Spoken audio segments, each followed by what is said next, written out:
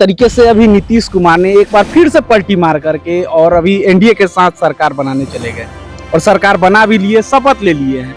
आप इसको कैसे देख रहे हैं पूरे? देखिए, नीतीश जी चल गए हैं, जनता उसमें खुश है, क्योंकि जितने भी काम माननीय तेजस्वी प्रसाद यादव जी ने, लालू प्रसाद यादव जी ने जो अभियान चलाया रोजगार के लिए, स्वास्थ्य के लिए और जितने भी योजनाएं लागू कराएं, हमने, मेरी सरकार ने, तेजस्वी प्रसाद यादव ने, तेज प्रताप यादव ने हमारे सरकार को एकदम आगे बढ़ा दिया। और जोड़ लीजिए, 17 साल रहे हैं माननीय नीतीश कुमार जी मुख्यमंत्री और 17 महीना राजद की सरकार रही है।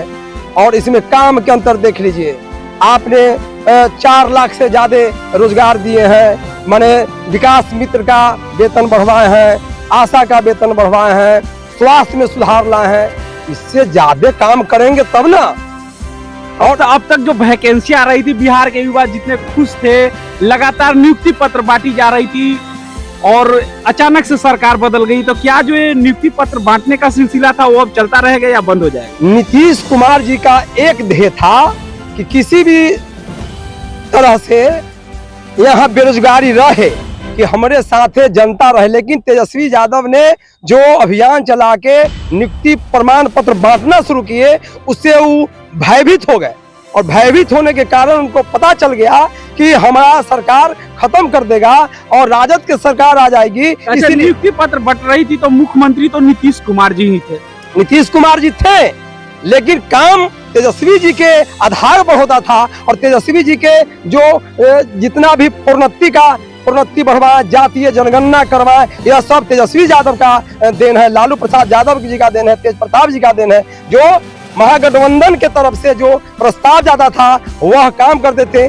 काम के आधार पर नीतीश कुमार जी ने समझा कि यह तेजस्वी प्रसाद यादव अब आगे बढ़ जाएगा, इसीलिए इनको जलन हुआ और जलन के चलते वह भाजपा में मिल गए और जय श्री राम कहने के लिए तैयार हो गए। यह दलित विरोधी है। बिहार के बाद अब हेमंत सोरेन पे भी गाज गिरने की बारी है। जिस तरीके से लगातार अभी ईडी का जांच चल रही है और हेमंत सोरेन को चार्टर प्लेन से ले जाने की बात की जा रही है, इसको कैसे देख रहे हैं? देखिए, यह तो भाजपा की चाल है और भाजपा लोकसभा चुनाव तक इन लोगों को तंग परेशान कर सकते हैं, लेकिन गिरफ्तार नहीं करवा सकते हैं, क्योंकि जनता इनके साथ है, सोरेन के साथ है, लालू प्रसाद जी के साथ है, तेजस्वी प्रसाद के साथ है। इसीलिए वह गिरफ्तार नहीं, भय दिखाते हैं, उससे कुछ होने वाला नहीं है। वह ईडी सीडी मामला उनका एजेंट है, भाजपा का एजेंट है, वह कुछ नहीं कर सकता है।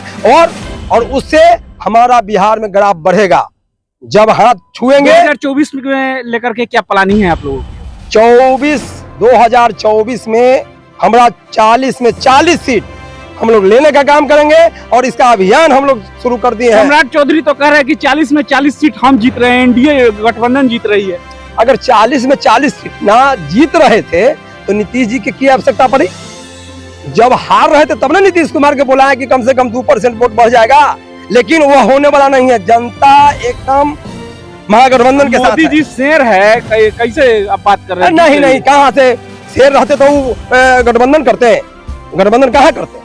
गठबंधन करते हो वो तो भाग जाते हो, कहते हैं नीतीश जी की कोई जरूरी नहीं है। लेकिन किसी भी सूरत में वो हार रहे थे, बिहार से हार रहे थे, झारखंड हार रहे थे, उत्तर प्रदेश हार रहे हैं, बंगाल हार रहे हैं। अमित शाह जी एक बड़ी बात बोले थे कि अब नीतीश कुमार जी के लिए एनडीए के दरवाजे हमेशा के लिए बंद हो गया।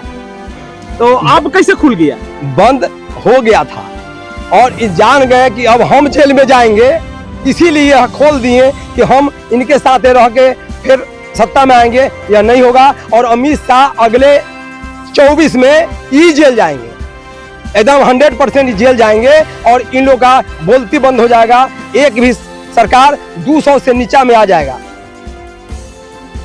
एकदम 200 के नीचे, एकदम 200 से नीचे आएगा, कहीं आगे नहीं जाने वाला, माने खाली मुंह से आ जाएगा। बस मुंह से नहीं, हम काम कर रहे हैं पूरे भारत में जो महागठबंधन का अलायंस बना है, जो इंडियन का गठबंधन बना है, वह एकदम माने एकजुट होकर काम करेंगे और भाजपा को भगाएंगे।